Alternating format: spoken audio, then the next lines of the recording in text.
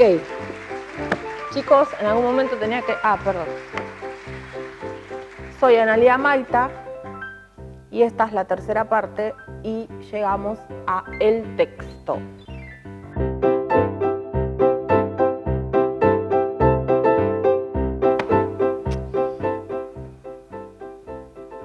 Sí, teníamos que llegar al texto que todos odian, pero yo no.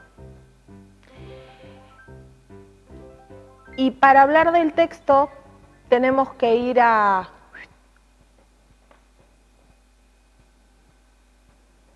¿Está apuntando la cámara, chicos? ¿Sí? Libros, texto. ¿Sí? Texto.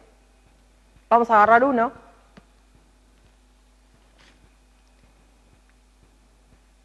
Bueno, cosas que pasan cuando uno tiene un libro muy gordo. Y Hamlet, justo. Hamlet es un personaje bastante quebrado, así que tiene bastante lógica que el libro se quiebre. Voy a leer un texto que todo el mundo escuchó en alguna vez, o que escuchó alguna vez en su vida. Ser o no ser. Lo usaron en series, en películas, en publicidades, el to be or not to be. ¿Se acuerdan? ¿Alguno lo sabe? ¿Sí? ¿Chicos, lo escucharon? Sí. Acá todos los camarógrafos lo escucharon. Bueno. Miren mi pin, no se ve, pero acá dice to be or not to be. Amor. Bueno, voy a leer, Leo. Ay, chicos, no veo. Ahí voy. ¿Ser o no ser? He ahí la cuestión. ¿Qué es más noble? ¿Soportar callando dardos y flechas de áspera fortuna? ¿O tomar armas contra un mar de males y darle fin luchando? Morir, dormir, no más. Y con el sueño decir que damos término a la pena y a los 1000 infortunios naturales.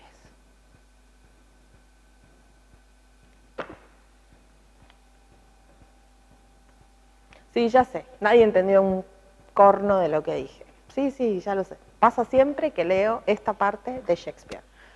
Porque, bueno, Hamlet está escrito por William Shakespeare, que es uno de los más famositos que, aunque no hagas teatro, lo conoces. Si haces teatro, lo conoces mucho más. Pero digamos, es como, si haces teatro y no conoces a William Shakespeare, retírate de mi vista. Pero en este caso voy a dar un permiso. Entonces, sé que no es fácil. Sí, es un texto que no se entiende, salvo el ser o no ser, esa es la cuestión. Después nadie entiende nada en general de lo que sucede. Pero bueno, yo elegí este texto porque me parece que es emblemático. Chicos, no puedo creer esto. ¿Vieron esto? O sea, esto en vivo fue. Esto fue acá, no estaba preparado. No es utilería teatral, es real, miren, se quebró Hamlet. Para los que saben, esto es muy simbólico. En fin, sigamos. ¿En qué me quedé? En ser o no ser, ¿no? Ser o no ser. Este es un texto emblemático y cuando hablamos de textos emblemáticos o textos que traspasan años y años y años, porque esto está escrito en aproximadamente el año 1590 y tanto o 1600. Si me van a comentar diciendo sí, ya lo sé, pero no sabemos porque Shakespeare escribía raro, así que díganme lo que quieran. Puede estar escrito en 1606, sí, o 1600, no sé, por ahí. Entre 1595 y 1506 está escrito seguro. Así que si quieren comentar, critíquenme, no me importa nada. En fin, ¿a qué iba con esto? A que este texto que tiene 500 años, aprox, vieron cómo aclaré, ¿no? Aprox, no pierde validez y ha seguido a lo largo de 500 años existiendo. Y de hecho, Hamlet es una de las obras de teatro más hecha en el mundo y más hecha de William Shakespeare. Aunque, vamos a decir la verdad, en realidad hay otra obra mucho más conocida de Shakespeare, que todo el mundo conoce, hasta mi abuela que no sabe ni leer ni escribir. ¿Cuál sería? Romeo y Julieta. Vamos, bien Gonza, se ha ganado una heladera. Romeo y Julieta, podríamos decir que es la obra más conocida de William Shakespeare. Y qué loco, ¿no? Porque digo, así, ay chicos, el pin, así empezamos a entender cómo Romeo y Julieta, que traspasa completamente todas las barreras de años, llega hoy y la conoce absolutamente todo el mundo. Cuando la escribió un tipo, esa sí la sé, en 1596, o 97, nunca se sabe, chicos, con Shakespeare, en Inglaterra, que está re lejos de acá, en inglés, y sin embargo, la conocemos. Bueno, esa es la genialidad del teatro y esa es la genialidad del texto. Porque el texto sobrevive, porque es papel. Bueno, es obvio que este libro no es de 1596, o no sé, dudoso, porque está roto, pero digo, ¿no? Pero lo que está escrito sobrevive. Y yo siempre digo que el teatro, junto a las pinturas, a los que hayan ido a museos o les gusta ver pinturas, es lo que hace que nosotros conozcamos la historia real de cómo vivía la gente antiguamente y cómo se vestía. Esa es la única prueba que tenemos porque en el siglo XVI y hasta el siglo XX no existía ni Instagram, ni cámaras, ni teléfonos, ni iPhones, ni nada por el estilo. Así que si vos querías hacer una foto, tenías un retrato. Y los retratos muchas veces hablan de cómo se viste la gente y de ahí sabemos cómo se vestía la gente y podemos ver películas antiguas e incluso hacer obras que sucedan en 1500, 1600 o en el año 1000 o en la época de los romanos. Bueno, el teatro es lo mismo. Tenemos un texto que describe personajes y conflictos que son de la época. Entonces, con esto también podemos conocer la historia. Hay otro detalle más que me gustaría hablar del texto, que tiene que ver con, y acá los chicos me van a tener que dar espacio, pero me da pena decirlo, es las traducciones. Las traducciones son lo peor que te puede pasar cuando uno lee un texto, porque pueden arruinar todo un texto. Por ejemplo, voy a dar el ejemplo con Hamlet. Les dije recién que Hamlet empieza el monólogo diciendo ser o no ser.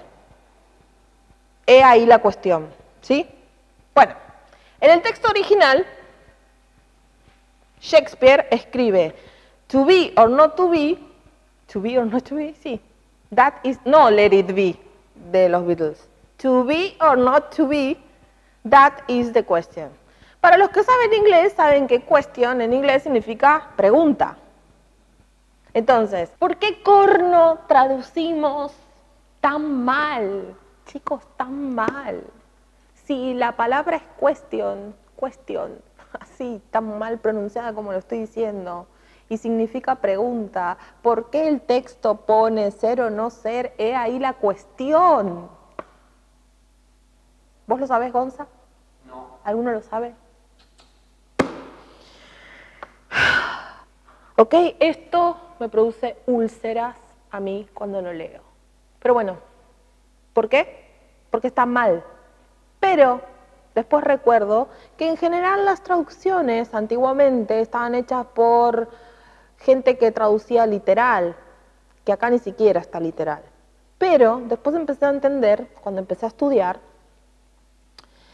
que empezaron a mejorar las traducciones cuando las traducciones estaban hechas por dramaturgos. ¿Por qué? Porque uno tomaba lo que intentaba decir esta persona ¿sí? To be or not to be, that is the question, que básicamente ser o no ser, esa es la pregunta, y lo podemos traducir de muchas maneras, ser o no ser, ese es el problema, esa es la pregunta, porque en realidad no es una pregunta, ser o no ser no es una pregunta, él está haciendo una afirmación, ser o no ser. Entonces, a medida que uno va estudiando, empieza a entender que, bueno, hay que hacer todo un proceso de entender qué está queriendo decir esta persona en inglés. Los que saben idiomas deben saber que esto es muy difícil. Cuando uno intenta hacerle de traductor a otro y dice, bueno, está diciendo que por ahí el otro habló 20 minutos y dice, bueno, está diciendo que está re feliz. Como que te resumen algo que el otro habló 20 minutos y en realidad, o sea, la verdad no te voy a traducir todo lo que dijo porque es así, sino que te digo, básicamente lo que te está diciendo, amigo, es que está feliz, ¿no? Bueno, hay algo de eso que empieza a suceder con las traducciones y el texto. El texto dramático, ¿qué es esto? Mi hermoso texto roto. ¿Esto me lo va a pagar la municipalidad a mí? Me tiene que comprar un libro nuevo, no sé. No sé, Agustín, alguien ahí, mirá, acabo de romper mi ejemplar de Hamlet. Bueno, no importa, eso después lo hablo con tesorería, alguien. Lo que digo es, este texto, que es un texto dramático, ¿por qué digo que es un texto dramático? Porque es un texto para ser representado. Cuando Shakespeare lo escribió, que además él era actor, lo escribió para ser representado, no lo escribió para que quede en nuestra biblioteca hermoso como El Quijote de la Mancha, que es una novela, sino que estaba escrito pensando en la acción y pensando en los actores. Entonces eso es muy interesante porque tenemos un montón de géneros en la literatura y el género teatral, después de mucha lucha para que se lo validara, pasa a ser algo importante y los dramaturgos que son, o dramaturgues, los que son los que escriben teatro, los que escribimos teatro, básicamente escribimos para que se nos represente, para ver lo que escribimos representado en la escena. Si no, es re aburrido, para mí. Si no, escribiría novelas, o cuentos, o ensayos, o otras cosas que solamente se editan en libros y demás. Entonces, por eso el texto es muy importante y es básicamente como nace el teatro. Si bien yo les dije al principio que el teatro nace como una expresión, bueno, también el texto nace como una expresión y pueden encontrar en el texto, en los textos en realidad de cada dramaturgo a lo largo de la historia del teatro, pasando siglo por siglo, cosas que ellos tienen que expresar sobre la sociedad. Así como hoy yo escribo sobre lo que me rodea, o quizás dentro de un año estreno una obra que hable sobre la pandemia porque es lo que me está pasando ahora, ellos hacían lo mismo. Así que esa es la importancia del texto en el teatro, que es bastante. Aunque, solo para aclarar, para mis detractores o los haters o los trolls que van a empezar a decir, hay teatro que no necesita texto. Sí, ya lo sé, que hay teatro que no necesita texto. De hecho, sí, hay teatro que no necesita texto. Y es un teatro más físico y demás que vamos a hablar en nuestra próxima entrega. Eso, nada más de texto. Sigo esperando el libro yo,